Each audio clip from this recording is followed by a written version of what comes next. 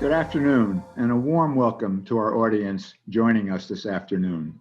I'm Michael Moscow, and I serve as the Vice Chair and a Distinguished Fellow on the Global Economy at the Chicago Council on Global Affairs. Today's event is part of a programming series we launched earlier this year called Rebuilding the Global Economy. This series looks to convene expert analysis on the current and unprecedented pandemic-induced recession and what it will take for us to recover from it. Today, I'm joined by our own set of experts to take a frank look at the economic realities facing everyday Americans. The American dream has always been rooted in ideals of prosperity, opportunity, and the freedom to build a better life. Though there is a sense in our country that the American dream is not what it used to be. From the ongoing threat of the pandemic, nationwide uprisings over racism, factories closing, and globalization pushing companies to send jobs overseas, we're seeing some of the country's most vulnerable population experiencing nothing but unwavering shocks. Before COVID-19, we saw our unemployment rate at record lows and the stock market at record highs. But the gap between low and moderate income Americans and their wealthier counterparts had widened. Today, events present an opportunity for a new way of thinking and designing an economic recovery plan to address this deeper, troubling challenge. In 2019, I was honored to participate in a symposium organized and co-hosted by two of our panelists today, Eugene Ludwig and Heather Gerkin. It was an event that convened some of the nation's most forward thinkers in a single room to have a real and candid conversation. We tried to identify socioeconomic ailments that plague America's lower and middle classes, as well as solutions to build a more inclusive, long-term, and equitable American dream. The dialogue was captured in a book Gene wrote called A Vanishing American Dream. Filled with insights and ideas, I encourage you all to purchase a copy of it. A link to do so will be found in the chat function here on Zoom. Now it's my honor to welcome our distinguished speakers who have taken it upon themselves to help take a deeper dive into the topic at hand. I want to remind our audience today that the Council is an independent and nonpartisan platform. The views expressed by our expert panelists today are their own and do not represent the views or positions of the Chicago Council. By way of introduction, Eugene Ludwig is an American business leader and an expert on banking regulation, risk management, and fiscal policy. He's the founder and CEO of Promontory Financial Group, and in 2019, he founded the Ludwig Institute for Shared Economic Prosperity. Eugene also served as the former vice chairman of Bankers Trust and Deutsche Bank, and from 1993 to 1998 as President Clinton's comptroller of the currency. Heather Gerkin is one of the country's leading experts on constitutional law and election law. She serves as the Dean and Goldman Professor of Law at Yale Law School. In 2017, Politico magazine named Heather as one of the Politico 50, a list of idea makers in American politics. Heather and Gene are joined by Amaya Pawa. Amaya was elected as the alderman of Chicago's 47th Ward from 2011 to 2019 and was the first Asian and Indian American elected to the Chicago City Council. After leaving office, Amaya joined the Economic Security Project as a senior fellow and is working on narrative change efforts around guaranteed income and public options, including public banks. Gene, Heather, and Amaya will be in conversation today with none other than Evelyn Diaz. Evelyn serves as the president of Heartland Alliance. And prior to this role, she was appointed by former Mayor Rahm Emanuel to lead as commissioner of the city's Department of Family and Support Services. Evelyn serves in numerous leadership positions, including, most important of all, being a member of the board of directors here at the Chicago Council. So I look forward to this conversation, and with that, I'll hand it over to you, Evelyn. Thank you so much, Michael. I am really thrilled to get to moderate today's important discussion with our distinguished panelists. Thrilled to be part of the Chicago Council on Global Affairs in this, at this particular time in our history. As you all heard Michael say, our topic was inspired by a bipartisan conference that our panelists, Eugene Ludwig and Dean Heather Gerkin, convened at Yale Law School back in 2019. They gathered some of our nation's brightest minds, representing diverse ethnic, racial, and political backgrounds, to talk about whether and why the American dream is slipping out of reach from middle and low-income Americans, and what can be done to stop the backslide before it's too late. And of course, the conference covered a lot of terrain, and the product of those various discussions is in Gene's newly released book, The Vanishing American Dream, which I have read, and it is just a rich and fascinating read, and I think just a compendium of information and perspectives on this issue. If you care about the future of our country, this is definitely a book that you're going to want to have on your shelf. So I want to fashion our conversation today using the simple structure of both the conference and the book, which is really just three simple, clear questions. What has gone wrong? Why aren't the problems being solved? And what can be done to turn things around for low and middle income families in the United States? Now, before we get started, I want to just a note to our audience. Later in the program, we're going to be turning to audience questions. And if you'd like to ask one of our panelists a question, you can open your browser and type in the URL ccga.live. That's ccga.live. And there you can ask a question, or you can upvote a question that you want to have prioritized. And as we jump into the conversation, I'm going to have us start by talking about these issues pre-pandemic. After we've laid out some of the core issues and solutions, then I'm going to ask us to factor in the multiple crises that have occurred since March, COVID-19, racial unrest, and how they might change the picture. So for now, Gene, I'm going to start with you. In your book, you mentioned that your conference attendees didn't agree on everything, but almost everyone appeared to share the view that middle and low income Americans are in a deeper hole than previous generations, and that is an unacceptable outcome for a vast portion of our population. So let's lay out some of the facts here to set the stage for the conversation. What has gone wrong? How bad off economically are low and middle income Americans? Well, Evelyn, there are a number of different ways to get at this problem and answer your question. But before I do that, let me just say that it's an honor for me to be on this panel for the Chicago Council, which is an outstanding contributor to thought leadership in this nation. And particularly with all of you, and I want to say a word about President Moscow. I knew him when he was president of the Federal Reserve Bank of Chicago. He was an outstanding leader and leader of the Federal Reserve System. And his contribution to the book and the conference, which you can read, really is material. Similarly, Dean Gerkin, who was kind enough to both host the event, which is a big deal to disrupt the Yale Law School that way, and also contribute her own superior intellect to it. It really added enormous value. And so it's an honor to be with her, as well as Evelyn, you and Amaya and the rest of the team, because you actually are focusing on these issues, living it on the ground today, trying to make a difference in the well-being of middle and lower income Americans. So with that said, let me say a word about how bad is it, and sort of how did we get here, and how did the book arise. I grew up in a small town in Pennsylvania, York, Pennsylvania, a lot like many towns in Illinois.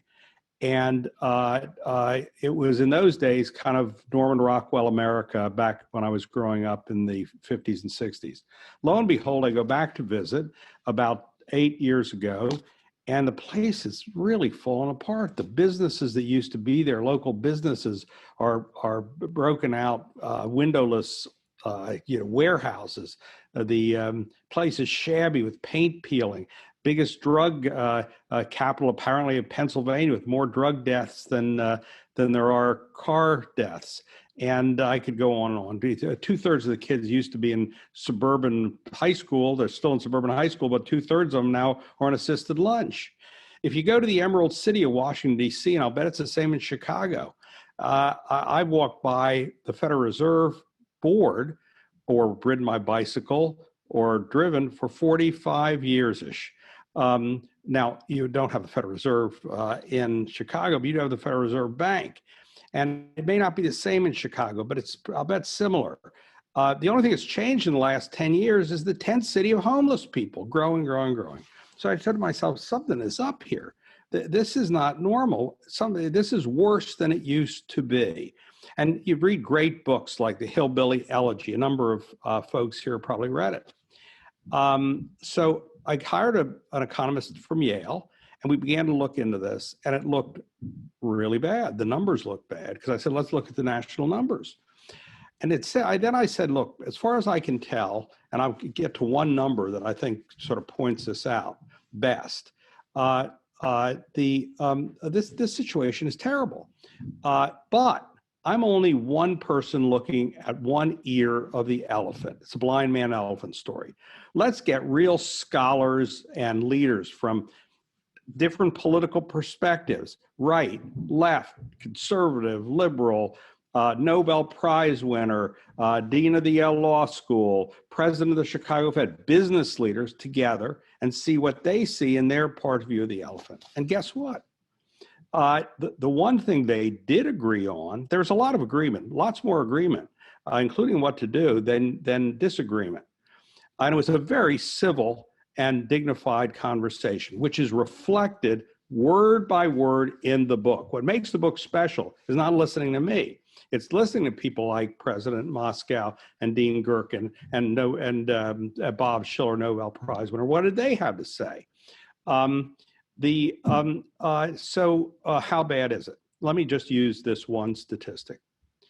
It looks like in February and January this year, unemployment down to 3.5, 3.6%. That'll be terrific, including for low and moderate income people.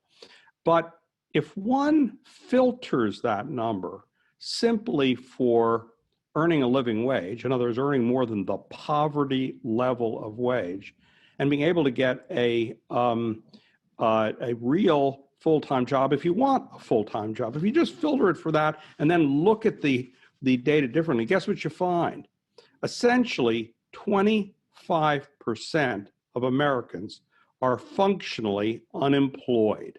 They can't have a living wage. If you look at Black Americans, it's closer to 30% are functionally unemployed. And that explains a lot of things. So why is this slide and why has it been hidden from us? There are multiple reasons. The decline of American business in terms of employing enough Americans at livable wages. Why? Big question. But we know it's decline. There's been a huge decline, and why? Increases in prices of achieving the American dream, which are much greater than the general CPI would lead us to believe. So if you want an education for your child in Pennsylvania, when I was growing up, it was $400 tuition. Today, it's close to $19,000 tuition at the state school.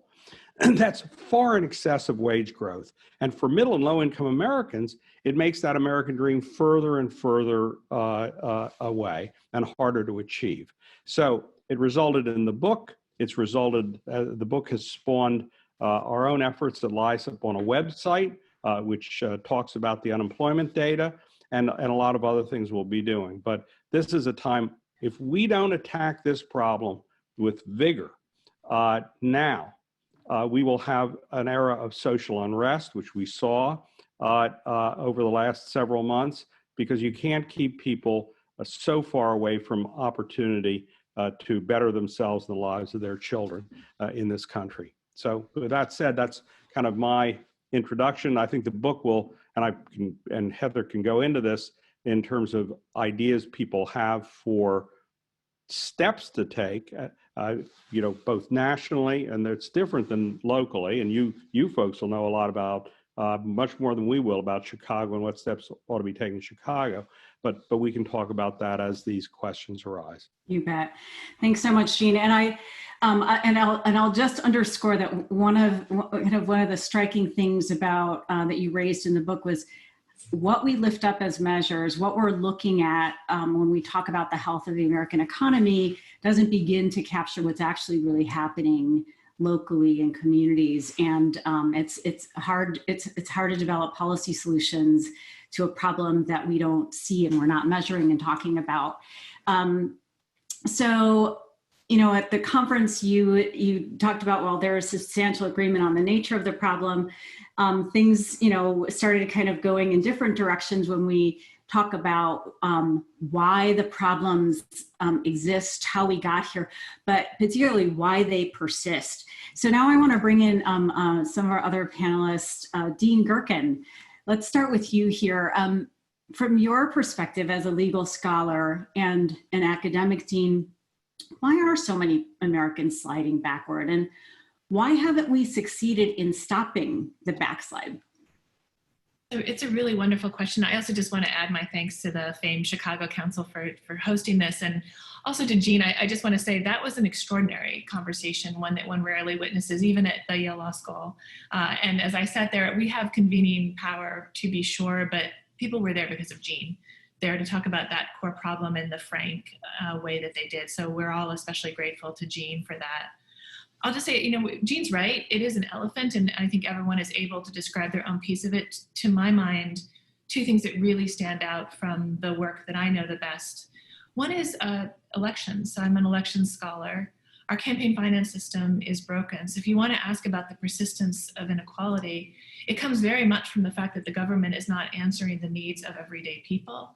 And that is built into a campaign finance system that is oriented around people with enormous capacity and their ability to put forward candidates. So I think campaign finance is always, elections, when we always talk about the vote as the guarantor of all other rights, but if our election system isn't functioning, the system won't function.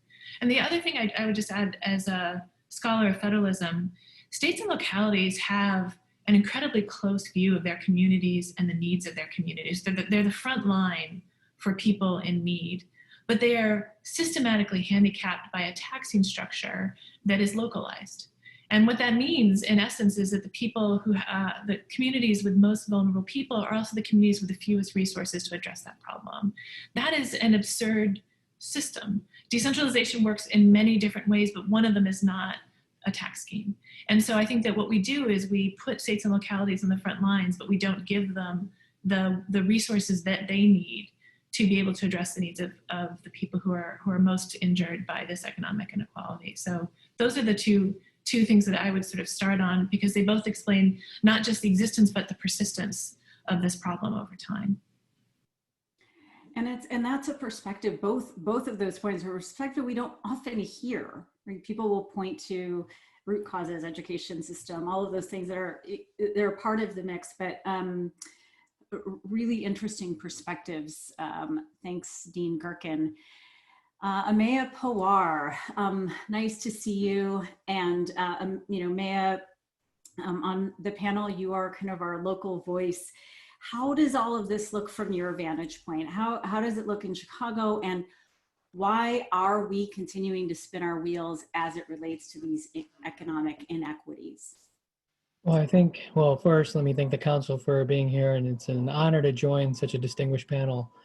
I think there is an unwillingness for us, generally from the public, to understand that, we manufactured a middle class through the New Deal for primarily white communities. We made it possible to obtain mortgages, to have a job, to paid enough to save a little, to buy a home, and then pass a little bit on to the next generation. And those policies excluded and many communities, particularly Black communities. But let's be also clear that the economy wasn't working before COVID. Disasters simply surfaced pre-existing conditions. And what's interesting here is that if we're thinking about moving forward, we need explicit policies that not only address the income side of the equation, but also create wealth. So on the income side is, low-income families making $24,000 or less spend about 10% of their income simply accessing financial services, right? We knew that 4 out of 10 Americans had $400 in the bank for an emergency. These were all the pre-existing conditions pre-COVID. We know that Americans are spending 13 to 25% of their tax refund simply getting their tax refund, their earned income tax credit. So when you have that much extraction, it's hard to create wealth. So being explicit going forward, I would suggest policies like guaranteed income as part of the safety net, baby bonds, public options like postal banking or public banking, public options for childcare, things that radically transform people's day-to-day experiences so that they can save, they can earn money, save, and then create wealth going forward. Apologies. We could definitely start getting into what some of the solutions are. Gene, do you want to respond to anything that Heather and Amaya said before we talk about solutions? Well, they're both distinguished comments, and they're both, as far as I can tell, right on the money.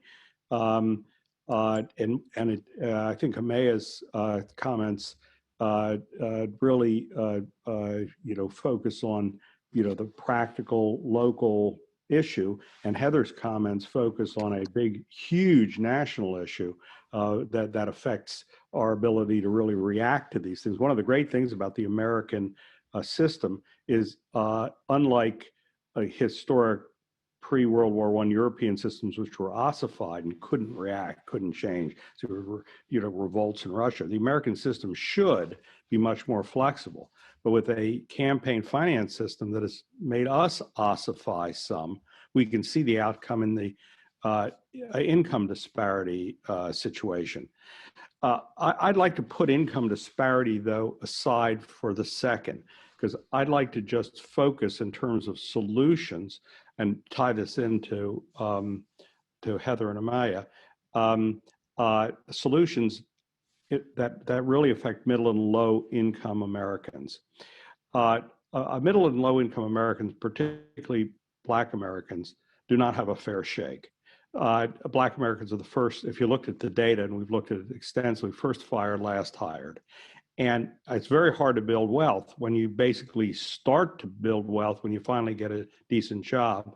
And you're the first fired, your house goes down in value, you can't pay your mortgage, they take it away from you, everything you've done to build up wealth disappears. And I've lived that with Shore Bank in Chicago through the last crisis, a horrible set of events. So I would put forward a national economic part of this, might say triad. We've got 3 parts. You've got the constitutional, an important electoral piece. You've got the enormously important local, on the ground, feel in touch for the real people piece. I'd like to put a national solution on the table. I think what we need to desperately do is do what you do if we looked at America as a business. If you saw declining business, the way you basically make a business go is to invest in the business. And what we have got to do is invest in America and the American people. Because at the end of the day, the one thing that was agreed to, left, right, center, everybody, at the symposium, reflecting the book, is good jobs. People want to have good jobs. They want to be able to go home with pride in terms of having a good job. They want to be contributors to their families and the well-being of America. But if they can't get a good job, and by good, I don't mean fancy. Good is everything from the most menial job to the fanciest rocket science. But good means a fair and living wage so that you can pass on the American dream to your family now and in the future. That's the number one thing we have to do. And there we have to have a conversation with business and government, because it's business, it's a private sector that provides jobs, but it's got to be provided at a living wage and a fair shake for the American worker. So that's number one. It's invest in America. And then the question is, what do you invest in? Now, that we can have different points of view, but my own view is that the number one thing we have to do is to build infrastructure with trillions of dollars. And there, I think the infrastructure we have to build is one that is sensitive to the needs to low and moderate income people. In too many areas, low income people can't get to the jobs that they could do. And of course, as you pointed out, Evelyn, let me say there's 4 parts to this stool. This stool has 4 parts. It's certainly education. So if we're going to invest in America, we got to invest in education. We can't, there is no limits. By the way, I read the Bible the other day. I'm not a frequent reader. I respect the Bible, but I don't read it every day. But I happen to read it in advance of this show. I noticed 10 commandments. I kept looking for the 11th commandment that was, you can't basically have free education beyond high school. I couldn't find that commandment. I kept looking and looking. So in terms of whether it's career development for people who are not necessarily college bound, whether it's college bound to become a rocket scientist, we have to have a system that is the best educational system, particularly for the least among us economically, that we possibly can. And if we don't start investing in America in those ways, I don't think we can get out of this hole. I think we have to do what Heather suggested to us. I think we have to do what Amaya suggested to us, and you, Evelyn, too. But we have got to do this, and we have got to do this in a sense of a World War II. Move this along with vigor now, because we will not have the chance in a decade. We will be headed in the social disruption direction. Thanks, Gene. Dean Gerkin, from your vantage point, what do you see as the solutions? So I was actually just, in listening to Gene, I'll just add 2 more to the pile. You'll always be able to convince an educator that education is part of the solution. And I think the challenge is thinking about how to do that at scale. And Gene is absolutely right that it's essential. I'll also just say that I'm very much influenced by the work of one of my colleagues, David Schleicher, and many others, about the role that all the kind of zoning rules that basically keep cities from shutting out people who coming into the city. Because Gene's right, you have to get to the job. And the jobs are almost always in cities, and cities are now moving to a place where many people can't live in them and afford to live in them because of a variety of local rules that make housing at scale impossible. If you believe in agglomeration economics, if you believe in the insights about where jobs are, that's going to be an essential part of it too. It's a law problem, but it's also a politics problem. That is, it's the politics behind those rules that have eventually excluded many, many people from taking part in the enormous opportunities that can be available in cities. So I would just add that to the list as well. Amaya? Yeah, so, I think right now in a couple of weeks, we have an opportunity in Illinois to vote for the fair tax, which is a progressive income tax to make sure everyone pays their fair share. That's one solution in the very near term. But one of the things I wanted to touch on what Gene said, which I thought was actually quite brilliant when he talked about, think about government like a business. Typically, when you hear that, that usually means privatization or austerity. And the way I understand he said it was, to invest in it as if it is a market participant, which kind of connects to what I see as a solution. I'm going to go back to the New Deal. What I really admire about the New Deal was that it wasn't just a series of policies and programs, but it was also positioned government as a market participant with the Reconstruction Finance Corporation. And so my point here is that perhaps when we think about government as a business going forward, we're standing up public options like postal banking and a public option for childcare, along with policies and programs like guaranteed income and a guaranteed jobs program, so that you have the ability for them to interface, so that government is a market participant working on behalf of the public versus deferring to the private markets to solve social problems. And when we do that, the problems can never be solved at the scale of the problem.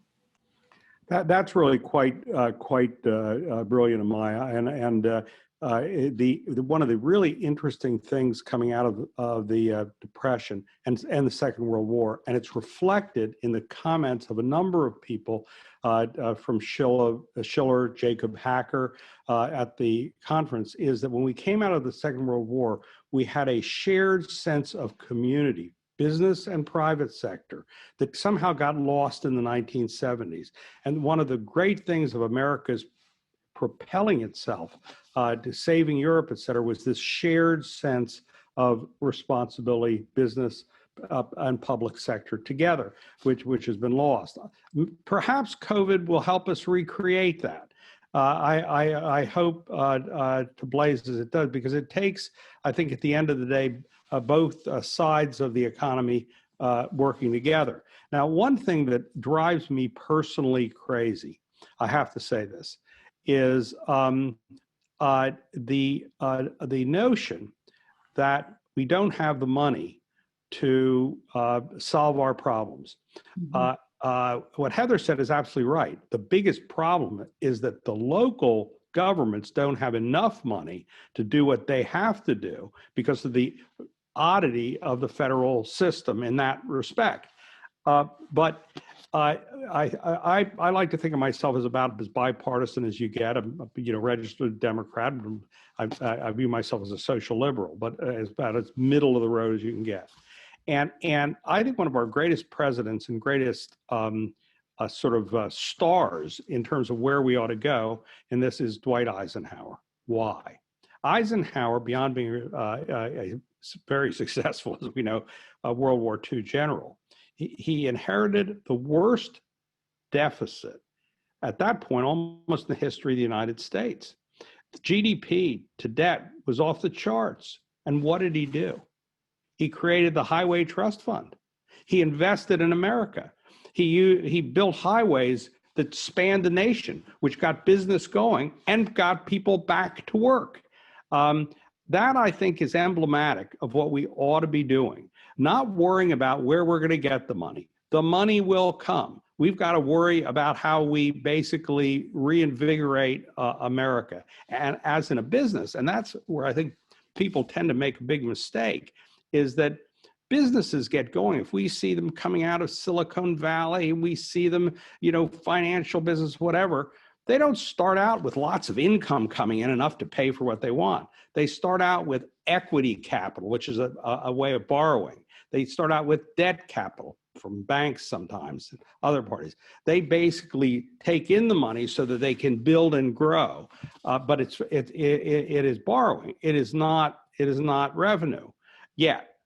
The revenue will come, but the revenue will never come if you don't make the investments. So let's talk about the time that we're in now, because nothing like a crisis, right, to get our creative juices flowing. So we all know that when a crisis hits a nation, it affects everybody, but low-income Americans often get hit earliest. They get hit hardest, and recovery for them is slower and much more uncertain. And of course, we are in the midst of a global pandemic that has sickened millions of Americans, taken nearly 250,000 lives in the US. We're also seeing other unpredictable and disruptive events happening at the same time and in pretty quick succession. I'm talking about natural disasters like wildfires, major hurricanes, and flooding events. And so I want to now take us into our crisis period in COVID-19. Amaya, you have written about the human and social side of disaster response and recovery. And given our topic today, why do you think we need to factor in a conversation about disasters and crisis response? Yeah, that's a great question. Look, disasters are not status levelers, right? They don't impact everyone equally. We know this, whether it's a hurricane or a heat wave that hit Chicago 26 years ago, it's always the most vulnerable, the socially disconnected folks who are most dramatically impacted by the disaster.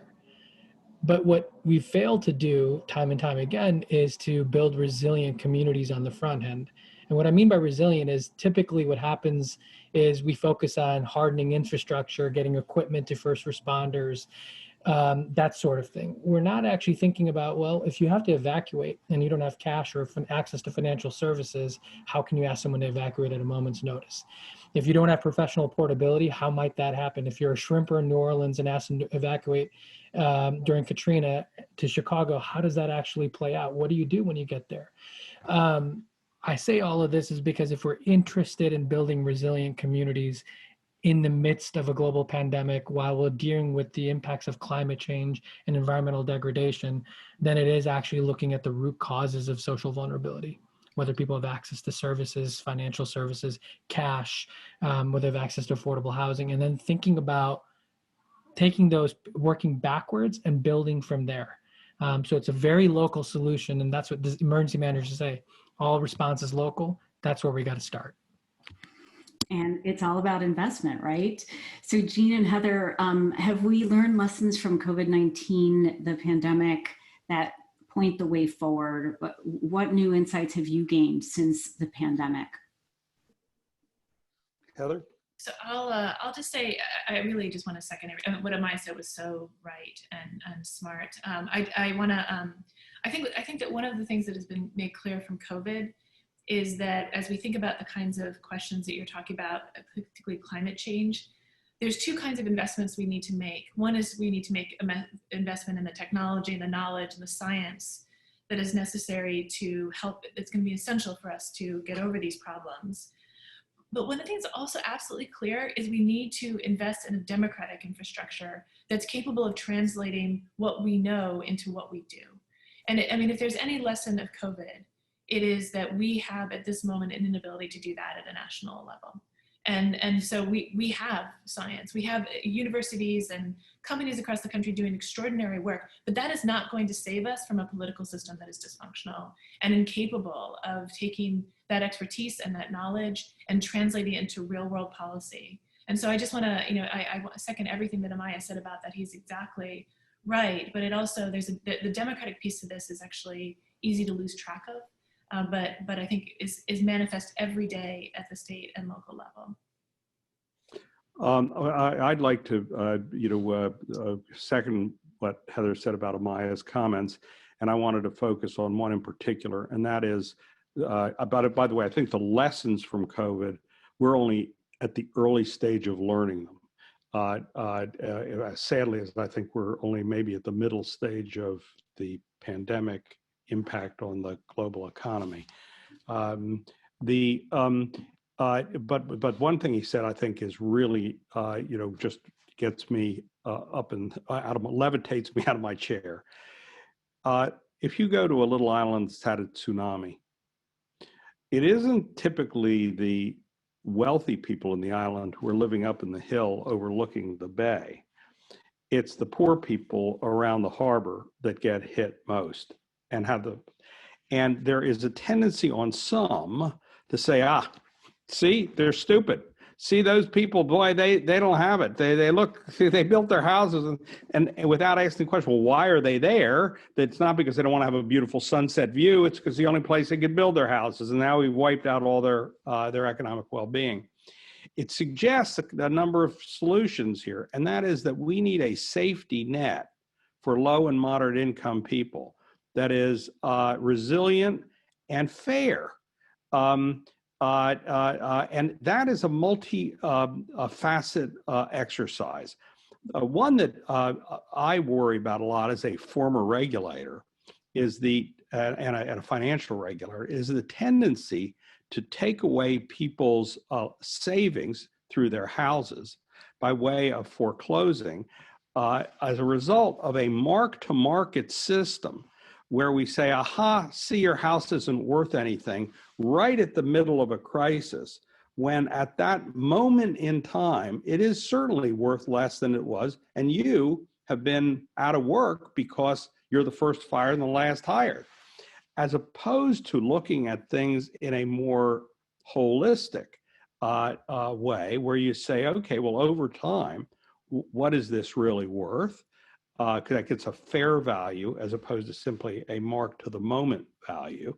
And then secondly, what kind of safety nets can we put in place in advance? For example, a financial cushion. Or what kind of analysis can we do at the time such that we don't take away people's wealth, we actually give them the tools to build back, or as has been said today, build back better. In that regard, I think we deeply underappreciate the talent in low and moderate income people. And there are a number of different examples of that around the world, which we ought to be listening harder to. Mohammed Yunus is brilliant. He's, Nobel Prize winner, been in Chicago many times. Microcredit lending, which really has transformed parts of low-income, poor countries. But it's a brilliant understanding that even the poorest of the poor can benefit by loans at the right time, done the right way. The second, which is I just learned about and I'm dying to dig into, is apparently somebody out in Vancouver has been giving loans to homeless people who just become homeless. And guess what? They can be life transforming. I think we tend to discount the degree to which people in trouble are in trouble not because of their inherent talents, but by the tsunami. And COVID should bring that point home to us. Beautifully said, Jean. I'm going to actually now move us into my kind of last set of questions before we go to the audience. This summer, we witnessed an extraordinary uprising of people in cities around the world. Protesters marched against police brutality and impunity, and they demanded an acknowledgement of the equal worth of Black lives. And they forced a conversation about the pervasive racism in our country and the role that we all play in it. There's lots of data showing that there are huge disparities in outcomes for Black men and women across just about every dimension of well-being you can measure. So, we have a little bit of time, but I just wonder if each of you can say a little bit about what you think it means to take a racial equity lens. Are there tangible, actionable things that we can do to make economic opportunity more equitable? Dean Gerkin, let's start with you, and then we'll go Amaya and Jean. Great. I will. So I agree with everything that you just said about this moment of national reckoning. It's long overdue. I will say that just to connect it to something that Amaya said earlier, when the New Deal built a middle class, it built the middle class for some people, but not others.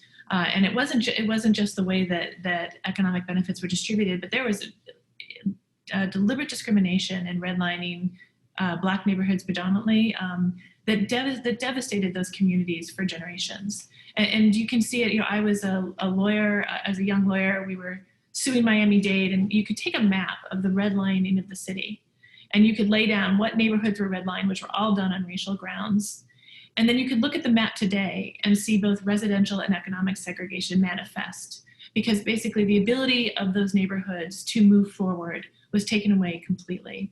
And if we don't build that into the calculus when we think about going forward with economic support, then we're making a terrible mistake about the legacy of racism in this country, and just to the mistakes that we've made in the past. We need to think about that problem as we move forward. Yeah, so I think as we move forward, if we say Black Lives Matter, it's more than, statements of solidarity. It's about centering Black voices as we develop solutions. It's about making sure that Black men and women are driving the policy solutions and that we are supporting them in their efforts. What does that look like? Well, I think some of it also goes back to, if we are talking about the racial wealth gap, it means explicit policies that create wealth for Black communities in the way that we manufactured wealth, or the conditions for wealth for white communities. It means, it could be things like baby bonds and cash, as I said a few times now. But it's about centering the voices. It's about manufacturing the conditions to make wealth possible. And it's also repairing the harms of the past. And that means reparations. Thanks. We have a lot of questions from the audience. We did set up that voting feature, and so I'm going to start with the most popular question. It is this: the birth of the gig economy has changed the way that people and companies approach work, wages, and basic workers' rights.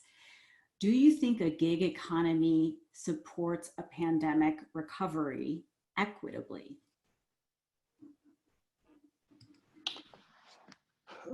Well, a couple of things here. First, before I get to that question, just say, in terms of racial discrimination, whether we use the loaded term reparations, we need to invest enormously, disproportionately in low-income communities, and in particular in Black communities. I think we have a moral obligation to do that, and we have a national just common sense obligation to do that, because we're losing a lot of talent in America by not giving people a fair chance. What we have today is Cinderella. You can go to the ball, but guess what? You don't have a dress, you don't have an education, you don't have anything. And I don't mean that to be a sexist remark. It could be the prince if he doesn't have a uniform or whatever the prince is supposed to have. So we've got to do an enormous amount of that. But if we go to the gig economy, one of the, by the way, people I think I would dial into his website who's thought a lot about this is Senator Mark Warner of Virginia. He himself was a tech executive, and he spent a lot of time thinking about the gig economy. But here, what we have to be doing is the gig economy actually creates a lot of opportunity in a way. But we have to have our safety net so people don't fall through because they're part of the gig economy. Well, we can't pretend, as we do today, that if you work a half an hour in a 2-week period, this is the way how it's counted. If you work a half an hour in a 2-week period driving an Uber, that somehow you're employed for purposes of the employment statistics, and everybody feels good because the person's employed. So we have to adjust our safety net and our thinking to a new economic model that has benefits, but it will have disastrous consequences for the least among us if we don't do that. Thanks. And Jean, thanks for weighing in too on the racial equity question. I forgot that I didn't go to you and moved right on. So, so thanks for that. I'm going to ask another question because I think that this is a really interesting one that we haven't poked at enough, I think, in our country. But as we've been all talking about, the investments that should be made at this time, somebody, one of our audience members asks, how should investment be broken up across rural and urban localities? Should those investments be considered as separate or part of a single effort? And so I'd love to hear your thoughts on the urban-rural question. Jean, why don't we start with you, and then we'll hear from others. I think that is a great question because, and I would go back to one of the most brilliant pieces of legislation of our time. Back in 1977, Proxmire passed something called the Community Reinvestment Act. And as it got passed and implemented, the interesting thing about the act is that while it was focused, it was really an anti-redlining act that actually has had enormous impact in eliminating the evil of redlining. The act itself focused on small farms, small businesses, and then the redlining problem. It actually looked at the entire America. We can't have America, most of America, viewed as the flyover country. We have got to realize that we're all in this together, whether we grow up in a small town or a big city. And we have to, and it means sort of understanding that there are different realities. You can be earning $35,000, not $20,000 in San Francisco, and you might not still be able to afford a roof over your head, or Chicago, maybe, I don't know the numbers in Chicago. Whereas if you're in southern Arkansas, the actual average home price actually to buy a home, the mortgage price is $53,000. I mean, a heck of a lot different than it is in Washington, D.C. So we're going to have to make some adjustments here and there. But we can't forget all our citizens. We have to have an equitable environment for everybody. And as I say, the CRA is neat because way back in 1977, Proxmire and the folks who passed it recognized that. And it's built into that important law, which we could do a lot more with, I might say, in terms of creating a social equity.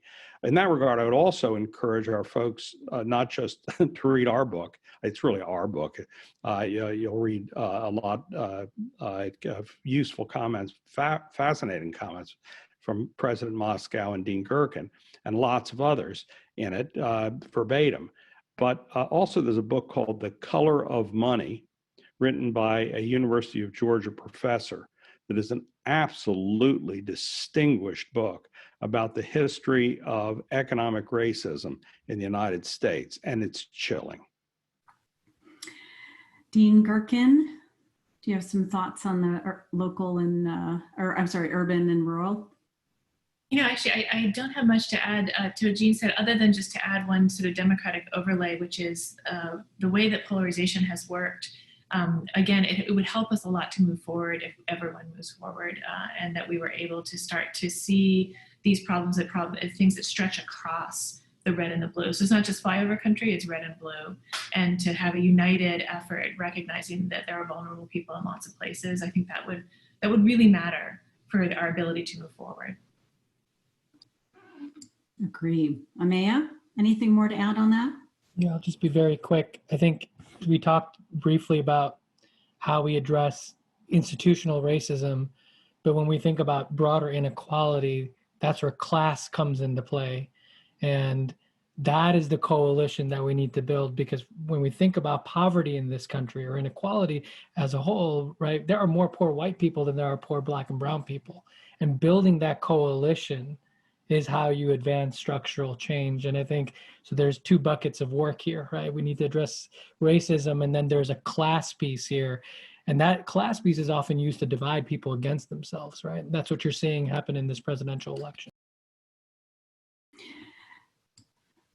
Couldn't have said it better myself. I'm going to ask one more question to kind of wrap us up here.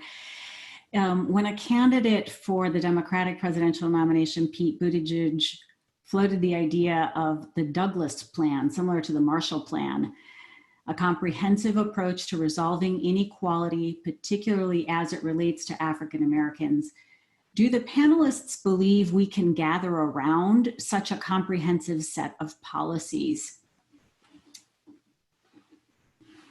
So Jean, I'm taking this question, I'm hearing this question as a is there political will to actually implement some of the solutions that we're talking about?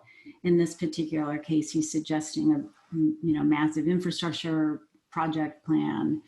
What do you think? Well, I still believe in the fundamental goodness of the American people. However much individuals and systems have worked to divide us, often for selfish reasons. And I believe that if we, and by the way, the business community, surprisingly, for those who think the business community, and I know the banking community best because what I do is a bunch of heartless people, that is not true. I think we can involve all Americans in an effort to rebuild our country. It takes leadership, local leadership, like Amaya's doing in Chicago, and you're doing, Evelyn, and President Moscow is doing, and it needs national leadership. And maybe COVID can jolt us into a direction of common goal. I still believe we can do it. Dean Gerkin is deeply right. If we basically have an electoral system that basically does not allow the wisdom of the American people to shine through in public policy, then we've got even more serious problems. And I think it's really what led Britain astray pre-First World War. And so we've got to have that too. But I think we have just got to dedicate ourselves, all of us, each individual matters, to working together in a common interest for everybody's shared interest. And we've got to do it vigorously. That sounds, I think, a little bit like, Boy Scout, Girl Scout kind of stuff. But it really is a must, and we're going to have to see national and local leadership to do it. But I think Americans of all stripes are ready to do it on average. I think most Americans. But a lot of people also have gotten cynical. For a number of people who benefited most by New Deal safety net problem, they've become cynical because it hasn't flowed down to them in the way they had expected, and they don't understand why. So, it's up to us. And what we're trying to do at LISA, and what I try to do in the book, is focus on telling the truth about what do the numbers tell us. And I think if people understand how bad things are and how we're drifting, we're much more likely to get the energy as a national matter to address these problems. And indeed, thank you to Dean Gerkin, the Chicago Council, and you, Evelyn Amaya, for basically taking this time today to focus on these serious matters, because that's the only way we're gonna address them. Thank you, Gene. Dean Gerkin, what do you think? Is it possible for us to get these things done, and what would need to be true in order for us to be able to implement these big ideas? Well, I'm invigorated by Gene's optimism. I think it's an exhausting period at this moment. It's been a long year for this country, and a long while. So sometimes I find myself less optimistic than Gene about the possibilities of real change. Although I am also reminded, if you've ever read the great Taylor Branch series on the civil rights movement, we look back at that movement and think it was sort of, there was an arc that was clear, and that it was a forward movement, and there was a sort of a national conversation that affected at least some change. And it was clear that no one at the time knew whether they were moving forward or backwards, what the right decision was. They were completely exhausted and not sure that there was real change coming. And so I think that it is hard to know, but I'm also reminded not to give up, because Gene is right. This country has found times to come together with leadership and community norms at the fore. And so I would really love to believe that it's going to happen as we move forward. Maya? I'd echo both. Leadership matters. I believe people are inherently good, but I think and we're also tribal. We're capable of really great things and really terrible things, and our tribal nature is sort of in us. The question is should we, the things that we see in the United States right now is happening in India with Modi. It's happening in the Philippines. We have to elect people who aren't channeling our most base instincts, and the leadership matters. I think we're just going to end right there. I like that question as our last question. Eugene Ludwig, Dean Heather Gerkin, Amaya Pawar, thank you for a scintillating conversation. To our audience, I hope you can see why I was so excited to have the opportunity to moderate this discussion with our distinguished panelists. Eugene Ludwig's book, The Vanishing American Dream, is available for purchase now, and you can see where you can get it in the chat box. It is absolutely worth your time to read. Thank you for spending time with us this afternoon. Please stay connected with the Chicago Council on Global Affairs. There is so much more timely and relevant programming that they have lined up. It's still to come this year. So we'll see you at the next council event. Thank you, everybody. Thank you so much. Thank you.